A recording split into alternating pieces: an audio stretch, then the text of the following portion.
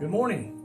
Pray that God is blessing you today, and I hope you don't mind the way I stand up now. I feel a little more at ease sometimes when I'm talking. I can move around a little bit, and I hope it's a change that you don't mind. And we'll probably eventually, when it gets warmer weather, I'm going to get back out to my old log that I used to love to sit on during the summertime, and my plans are to go back to that this year some and try to do about a 50-50 if I can. But I am so thankful for all of you that watch this. I'm up to 881 subscribers, I think now. We're trying to get to 1,000. That's our goal right now. I pray that you'll continue to share this with someone in your family, someone at your church, maybe someone that's lost. And tell them you got a crazy preacher that loves the Lord and loves to talk about Him. And get them to watch it, I pray. And y'all, if you haven't put us join me as a subscriber, please do so. It doesn't cost you a dime. And do a thumbs up. That gives me a little bit of extra help in getting this out to around the world. And but folks, thank you for what you're doing, because it is around the world. And never in my wildest imagination would I have believed that. But God is working in this thing that we got going on. I want to look today. I'm reading from the Christian Standard Bible in 2 Samuel chapter 22, verse 2 and 3. And this is written by David. He says, "The Lord is my rock, my fortress, my deliverer, my God, my rock, where I seek refuge, my shield, the horn of my salvation, my stronghold, my refuge, and my Savior. You save me from violence." David here is just so thankful for how God has protected him while King Saul has been trying to get him.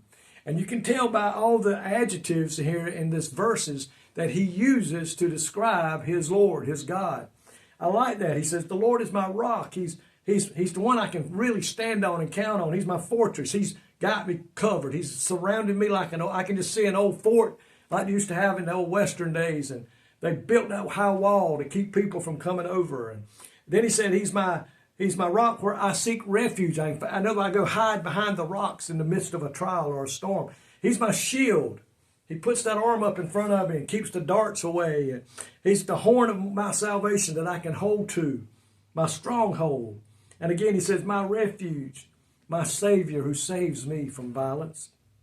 In Proverbs, it says here, the Lord is described as a strong tower, that a place of protection for the children of God. The old towers they used to have in the corner of these fortresses, and that's where they could hide and be safe, because it was hard to get to them. You had to get inside to get up there. Couldn't do it from the outside because sometimes they were so high. In Psalms, we see another place where it states that the Lord is a refuge for the oppressed, a refuge in the time of trouble. Ain't it good to know that we can get to God and get in Him, and that He will provide? And I can just see God telling a saint of God, get behind me. I got this. I done beat him once. He's defeated. Don't worry about it. You just get behind me. I can just see that as the Lord defends us against the enemy and the things that he tries to bring against us. When needed, God will either give us boldness to stand. He'll do one of two things. When we need Him, He'll either give us the boldness we need to stand in the face of a trouble, or He'll put us in a place that we can be protected while He takes care of the battle. Sometimes He'll do either one. We have no need to fear today, my friend. And I know that's hard to say, easy to say, but sometimes it's hard to do.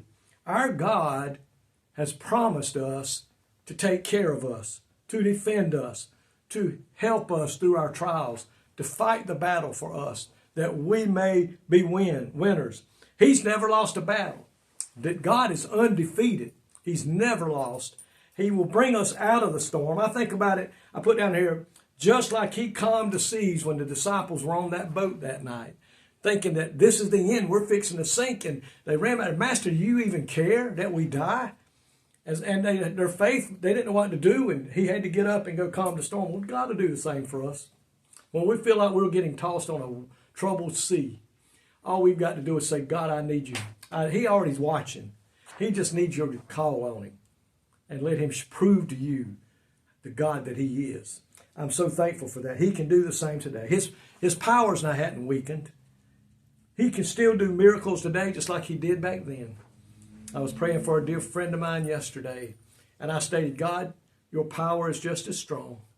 You can still do the same miracles you did back in the days of David, and other disciples. God, you're still the God upon a throne. The Bible says you never change. You're the same today, yesterday, and forevermore. That is the God that we serve today. No matter what we're facing, God can come to our rescue and will come to our rescue. Don't ever be afraid, because God is there with us today. When the enemy tells you you're defeated, you tell him, no, you might have knocked me down, but I'm back up, and I have brought somebody that's going to take care of you. He knows he's defeated. And my friend, you and I today are victors because of Jesus Christ. Greater is he that's in me and you than he that is in the world today. Lord, thank you today for being that God that defends us, puts us behind the rock. God puts us under your wings, and then you take care of the situation. Thank you for that today, God. We owe you so much praise. I asked all these things today in Jesus' name. Amen. May God richly bless you today is my prayer.